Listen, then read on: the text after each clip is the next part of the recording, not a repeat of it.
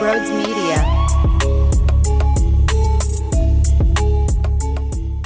You know, there was a man named Ric Flair who once had such a massive quote that changed the history of human life. It went a little something like this. Whoa! Whoa! Whoa! And that's how I feel after taking 3 of 4 from the Padres. And it started out hideous. Trey Turner, 0 for 5, 3 strikeouts. The offense was nowhere to be found. And then in game 2, here's Trey Turner trying to be cute, making a play at second base. And now you're down 3-0 because the Padres take you deep. It's like you're just shooting yourself in the foot. It cannot happen. You have to be better. And then Kyle Schwarber goes, I'm a leadoff hitter, damn it! I've been hearing all you fools that want to put me in the minors, that want to send me to a different team, that thinks I'm a bum. Home run, home run, home run, walk off. He deserves the most at-bats from this entire roster. Okay? And he proved why. Bryce Harper, how about that clutch RBI to tie it up off Josh Hader of all people? How ironic is that? But oh, it's nice to see him hit a bomb too. Maybe there's something going on with him actually lifting the baseball. Hey, Bryson Stott, you deserve to play every single damn day against a lefty. Now, they did win the game that everyone was outraged with Rob when they saw the lineup, but there was a few questionable things from Topper. Starting Christopher Sanchez right after the break. Now, he goes 5 innings and allows 3 earned runs, so he wasn't a disaster by any means. But it raises the question, what type of message does that send? Is it a lackadaisical approach and you're not putting your foot on the gas by starting one of your top dogs? Now, Zach Wheeler allowed some home runs, and he got hit pretty well too. But the way he closed out his 7 innings was very impressive. It was very Zach Wheeler-like, and, you know, those 2 extra innings is massive because you see what that does if the game happens to go into extra innings. Do you have the same available? Absolutely not. Hoffman was electric. Are you serious? For him to hold down the fort that way? That was insane. Now, Trey Turner also came up clutch with an awesome defensive play to keep the Padres off the board, and they found ways. They were putting the ball in play via bunts, and Bryson Stott on the bases. He ends up sliding past third. He did beat the play, but he came off the bag, which allowed the Padres to secure the tag. They eventually got it done anyway, though. Rojas, his first game, he's out in center field. He runs into the wall, and then he throws it to first base for an outrageous double play. I think the kid could play. You could see the way he tracks the ball, and he actually, and maybe it's because we're dealing with Kyle Schwarber all the time, so it's always an adventure whenever a ball goes to left field. But it seems like he's got an eye for this. It seems like he understands how to take a route. Juan Soto doesn't. He sucks out in the outfield. Oh, he's miserable. He's horrible. The Padres were crushing themselves, and you took advantage of it. It was game 2. Because Bryson Stott, and I wanted to talk more about him as I got sidetracked, he gets on base in the 8th inning. They win game 2, 6-4. It was the first of a doubleheader. It was super hot. It was brutal outside. This was a long weekend. No, it just stretched out forever. The rain delay happens. The game's supposed to start at 1:30 on Sunday afternoon. Instead, it starts around 4-something. It bleeds into extras. I thought I would be chilling by the end of the night, watching Friends or watching Selling Sunset. Me and my wife are all over that. There's not too many left. We already went through 6 seasons within a second. But we have the Kardashians to catch up on too. So trust me, there's plenty of garbage reality television for me to solidify myself with and solidify my time watching. My point is, though, it's 8:30 and I'm not even wrapped up yet. I'm just getting started recording this show. It felt forever. With that said, though, Bryson Stott, he gets on base in the 8th inning. You're down 4-3. You get on base due to an error. You go first to third. Beautiful base running. Close. Bang, bang play. But that half an inch, that half a centimeter was so huge and so clutch. I don't know if that game 2 plays out the same way. And if not, what if you go down 0-2 in this series? You know, as we were watching the slow start to game 4, I'm sure you all sort of convinced yourself, well, this is probably going south. There's probably going to be a split. I even have a tweet saved in my drafts. I won't lie. A split is not satisfying me. A split is unacceptable. It's not okay. But they dig deep. The Padres suck, but this is what you're supposed to do to a team that's underperforming. And a lot of what we wondered if they would figure it out, they're looking better. Bryce is looking better. He came up clutch as hell in a lefty-lefty spot and ties the game. Topper was all over the place, though, with certain decisions. I mentioned the Christopher Sanchez thing. No Bryce and no Stott lineup. This was the lineup. They won this game, and I figured that was going to happen because it's how it always goes. Kyle Schwarber leading off, as he should. He was 2 for 5 with a home run, a run scored, and 2 RBI. I just want to point that out in that game. Trey Turner, 2 for 4. Nick Castellanos, 0 for 5. That I agree with. That I co-sign. Nick sitting and getting off of his feet. He's starting to swing at pitches in the dirt again, and it looks like he's flailing at stuff. This team, I watch a lot of baseball, and I'll kick it and watch a lot around the league, and I like those 10 o'clock, 10:30 West Coast games, the NL West. I'm all in for watching something late night 1 a.m.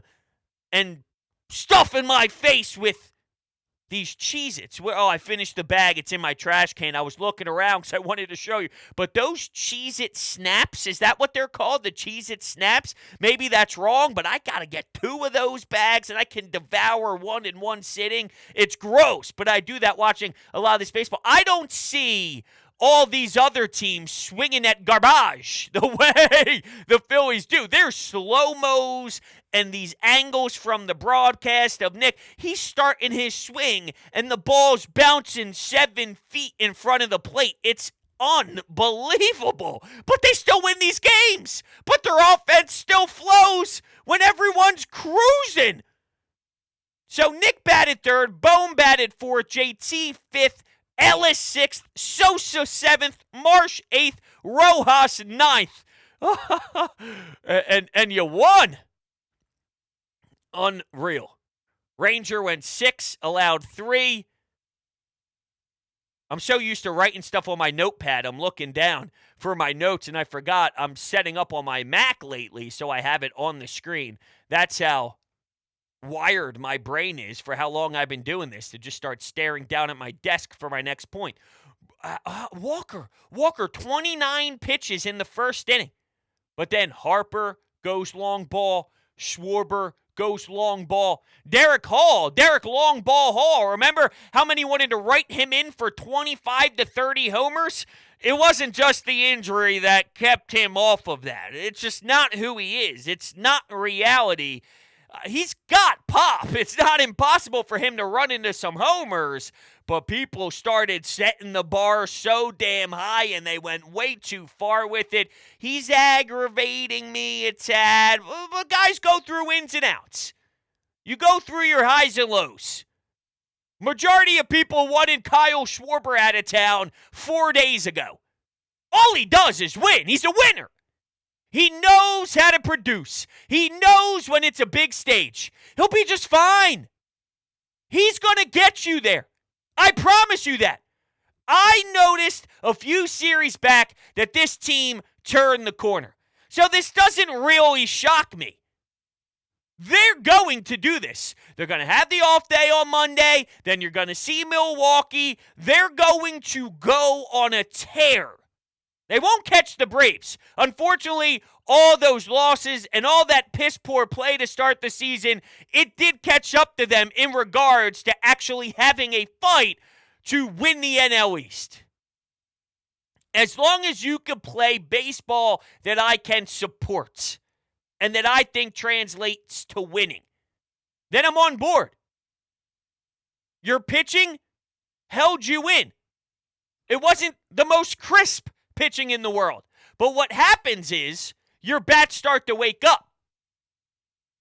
0 for 5, 3 strikeouts for Trey, and doing stupidity defensively. You're not in charge. You're not in a position to succeed. Trey Turner looks different. Trey Turner knocks in some runs, and they did it in multiple ways. They're playing small ball with the bunt. They do show power, which they desperately need. How about just letting the lineup roll? Let's just do the little things. Let's just put the ball in play. Let's just knock around some singles. Let the next guy do it. Let the next guy carry the torch. Keep passing it through your batting order.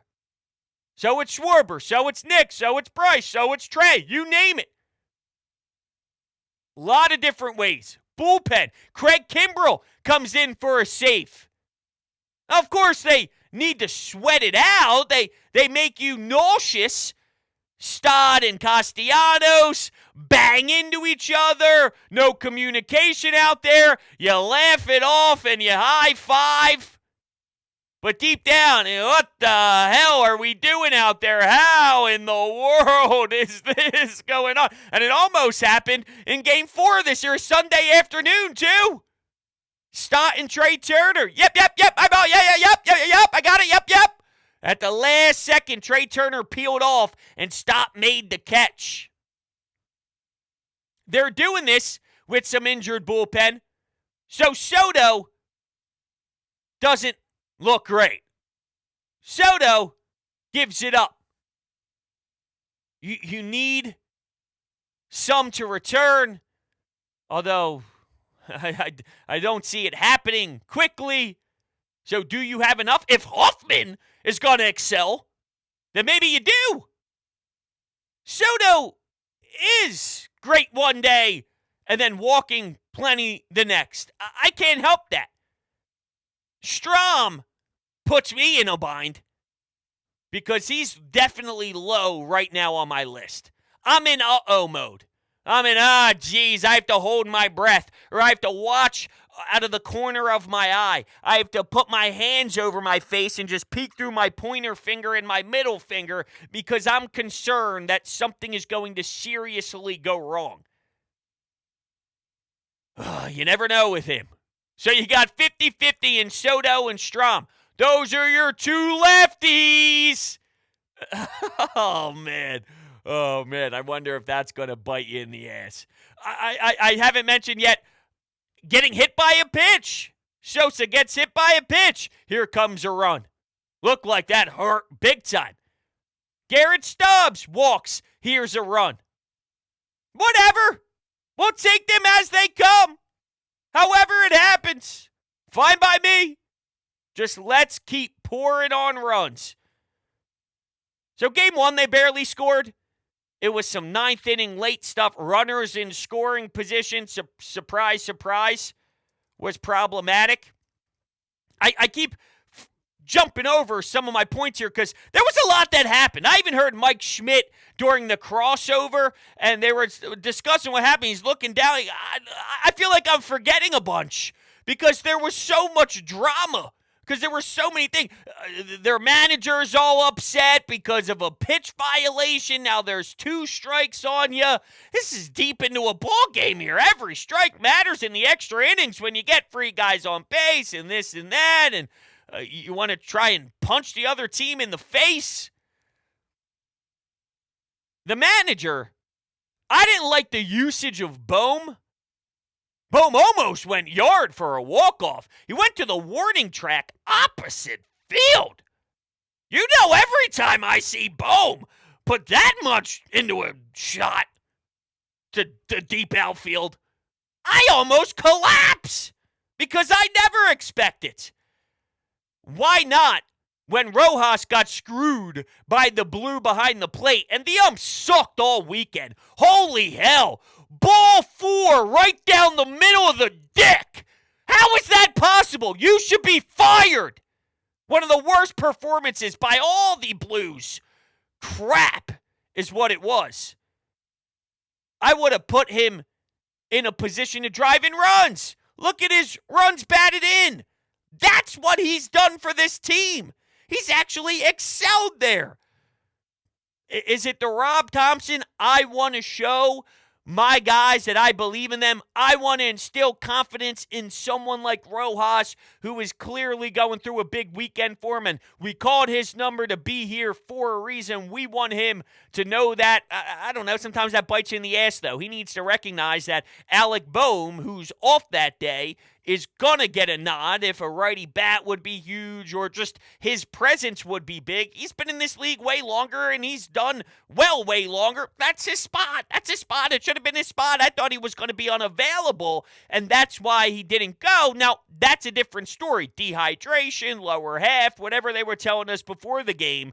If that's something that's a part of Alec Boehm right now, and he was just shut off, there was an X next to his name, there was never a chance, fine. Then I could live with him more. I don't process it the same way when I watch him come into the ball game later. I think you missed a golden spot for him. But I can nitpick all day. I can nitpick things. There's going to be all sorts of decisions, even in wins, that you might not love. I don't love the bunting. I'm not a big bunt guy. I don't like giving up and out. Now, both of them succeeded. You did your job, and the unfortunate part for the Bryson Stott slide was he came off the bag, but the play was also a ridiculous effort by the catcher. He's on the ground throwing it over to third. Stott was there. I just don't love it. It worked, though. Just the idea and the logic of it. Bryson Stott needs to play every day. He needs to play every day. He needs to play every day. He changed this series. When you look at his numbers against left-handed pitching, scrolled by it 5 times, I'm sure, already, because I went up and down Baseball Reference a bunch. It's definitely not this deep. I'm in ballparks. Come on, it should be like the first thing. What? Second base, DH, pinch hit? No. What the hell? It should not be this deep in the Baseball Reference page. Game conditions? In the dome? No. How do I not see this? It's the first thing on the page. It's the first thing on the page. It's the first thing on the page. Okay. He's hitting .319 against lefties in 104 plate appearances. That's better than what he's hitting against right-handers, which is .296. Both so good. He's got a higher OPS. He's got a higher OBP against lefties. Let him go no matter what.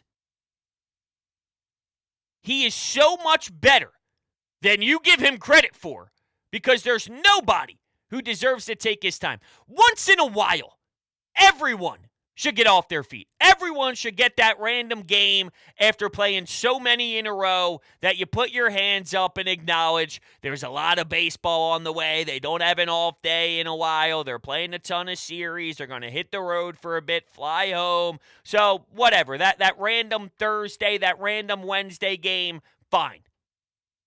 As much as it goes on, I'd be pissed if I was him.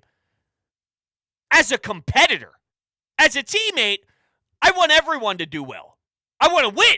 I want to get back to the highlights that we constantly saw during the broadcast today of what happened last year in the playoffs. Goosebumps every time. The hairs are sticking up on my arm, and I can feel my whole entire spine run with a shiver.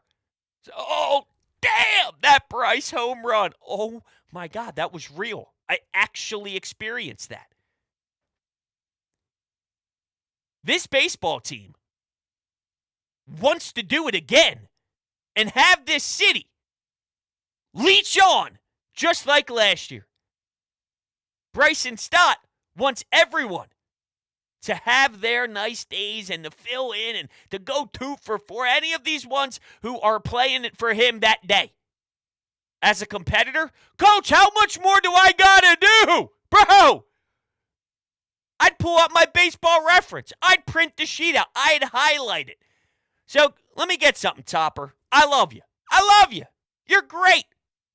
You're a father figure. You're one of the best I've been around, Topper. You're a good guy. I'll have you over for dinner one night. Let's talk about a couple things here. Top. Why can't I play against left-handers again? Left-handers again? Oh, okay.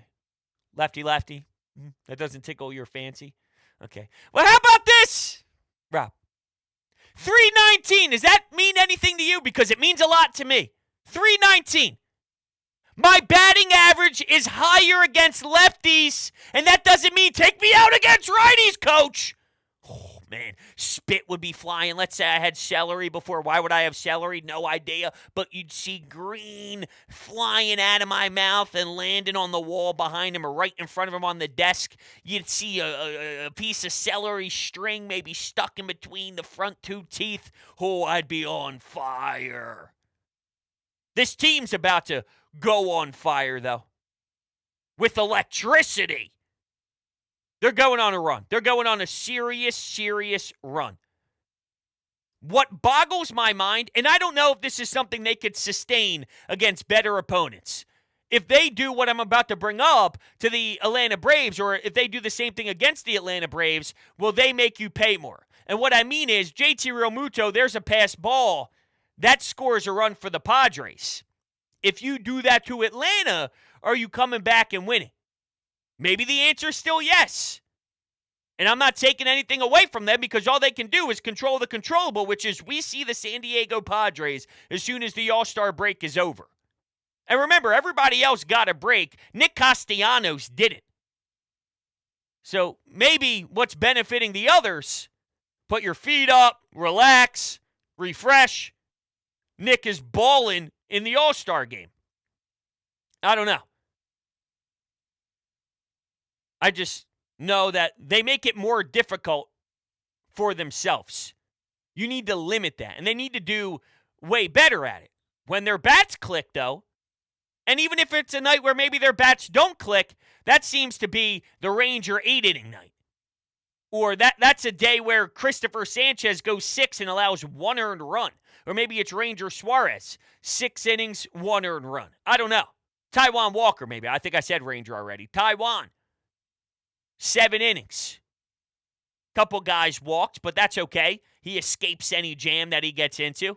Something along those lines. So your offense only needed 3 that day, only needed 4 that day. Which portion of the club will be discussed on that night? There's a lot that can answer. Normally that doesn't happen. Not every team has the luxury of there being maybe 3 categories that could be so strong. What was the back end tonight? It was the starting pitching this night. It was our defense. Believe it or not, once in a while, it is limited. It's nowhere close to others. But we are pointing out Trey Turner's defensive play today. There's been times where I brought up Bohm and Bryson Stott, both of your young cats, both of your young ones being stellar with the leather. Marsh, Pache, out in center field. We note the ugly because Kyle Schwarber shouldn't be playing left field. Let's see Bryce Harper get to first base in this upcoming series. I'm fascinated to see how much that impacts his everyday game because I'm smelling it. I think it's crucial for him and his success. All right. Let's run to the phones. Let's do it. Anytime hotline. Let's kick things off. Bros, let me say real quick that I'm absolutely heartbroken that you're not on the best show. It's absolutely awful, and I know that you won't say it, but fuck these dinosaurs that keep ruining the media. But let me just say, the Phillies, I'm so in right now. I got to go to both games on the doubleheader, and it was incredible. And they win this game in the end. They came back in every game and fought through it. I am so in, baby. I love this team. I love it. Let's do it. I love it too, man. I love hearing your passion. Thank you for the kind words. Look, it's a nasty, nasty business. It comes for everybody. It happened to be my turn for my name to get a big axe on it through Beasley Media, and it is what it is, but it ain't stopping us, and we're keeping our head down. We're grinding. I had one motto since I started this about 6 years ago. I'm going to put my head down, I'm going to grind, and I'm going to work, and I'm going to see wherever it takes me. And to this point, I've had a wild ride, so we're just going to keep doing it, and I guarantee that there's something next that's knocking at the door. But thank you. I appreciate those kind words, and you can find me recording every single day here at Broads Media. And don't forget, Apple Podcasts, Spotify, if you leave a rating and a review, Sports Talk with Broads, that's what you search. That would be so massive. I love you guys. You're great. Why not smash the subscribe button, too? Hit the bell. Isn't that what the YouTubers say these days? To the point of the caller, though, with the back half on what this team is. I feel that fire, man. I feel that juice. I feel that energy. I'm right there with you. You went to both games, though, huh? That seems like a lot on the body. One, a lot of money, too. You're out there all day, a lot of beer. It ain't cheap. You're spending a ton. It's expensive as hell. It was hot, though. It was beating you down. I had a couple friends that were there. I got some Snapchats. There's just sweat dripping down their face. There's nothing worse. I remember maybe it was it last season? It might have even been 2 seasons ago. One of my boys hit me up randomly on a Monday or so, and there was an afternoon weekday game. He said he had a couple tickets. You want to go? We're sitting behind the first base dugout. Of course. Absolutely. What time you want to meet in Jetro so we can pound a few back in the middle of my week like I got a problem? We ended up going. Sweat everywhere, swamp ass, you're sitting there. It's 107 with the heat index. I got 1 beer and 2 bottles of water. I'm trying to funnel all of them at the same time so I can stay hydrated and not get a mean headache afterwards and have to pound ibuprofen because I'm so dehydrated and hungover at the same time. Oh, there's nothing worse. But there's nothing better either as long as you win, and the Phillies did win that game. That's where it makes it worth it. Two. I was tired watching them. I couldn't even imagine actually being the ones on the field. Similar to what I was doing with Wimbledon this morning. I tuned into Wimbledon 9 o'clock. I looked down. It's 2 o'clock in the afternoon. It's 5 sets. It's Djokovic. Oh, it was crazy. I watched the whole damn thing. I was tired. I almost had to go for the nap. I don't know how they did it, but that's adversity. There's mental toughness in that. There's physical toughness in that. There's a response that's needed. They had the answers. They're showing their worth again. JT helped you out. He doubles after Schwarber's home run. Ellis walks. This is in the 7-6 when you're up 5-3. You probably could have killed them there and really gathered some separation. Just didn't work out, unfortunately. Speaking of adversity, Schwarber ties it 3-3. Machado snags the lead right back 4-3. Don't sweat. We're all right. And then Bryson Stott on the bases, first to third. Boom, bang, bing, bang, boom. Can never count them out. No matter how many outs, no matter what inning it is, they're always applying pressure. And I respect that so damn much. Yo, Broads, I mean, what a great freaking series win. I mean, all around, just continuing to fight. I mean, after that first game, definitely was a little worried. Just the team maybe just a little lifeless, coming slow out of the break. But, I mean, this team showed fight all weekend, getting down in the 3 games that they won, coming back, you know, really some glimpses of that playoff series last year. I mean, how about Jeff Hoffman today just going out there pitching a really good 2 innings there to close that game? You know, the Padres are a joke, too. I mean, Juan Soto out there making some awful-looking plays. Just an all-around joke of a team. But let's go Phils, man. On to the Brewers Tuesday night, man. Go Phils. I love the way that you described the start of this. Lifeless is the perfect way to kind of summarize it for sure. I don't know, as you were talking through everything, though, here's my fear, and I have a tiny fear, and I hate the fact that we're wrapping up the show on such a negative light. I'll find a way to spin it positively before I actually hit the stop recording button. They did constantly fall behind. I love that we're talking about 3 of 4 when it easily could have been 2 and 2. So there is so much that matters to me in that. The other side of the coin, if you're going to be down 2 runs, 3 runs, if there will be 3 solo shots by your starter, will you win majority of them? I don't have the answers. Against certain opponents, I could say yes. Against others, I could say no, depending on the talent level. Here's a blessing, though. A lot of these games are at home. There's a big difference between Bryson Stott hitting a solo shot and then bringing life back into the building compared to being on the road, and that doesn't happen. You could actually see that there was a sense of urgency. You could see that was, all right, boys, there was a level of acknowledgement. That was one at a time. That's all we can control. There was something to it. But the fans being in the ballpark, it goes hand in hand. If you're in Milwaukee, if you're in a different city, doesn't carry the same way. You have a lot of home games left. So that could be your positive spin on it. Because it only takes one swing. It only takes one homer. No matter how many runs you're down to start a rally with this club. They'll string hits together. They'll bunt guys over if need be. I don't love it. They did it, though. I don't love it. I don't love it. I don't love it. I'm sure the 90-year-olds, if there are 90-year-olds that tune in to Sports Talk with Bros, thank you very much. You're probably upset with me right now for that. I don't like giving up and out.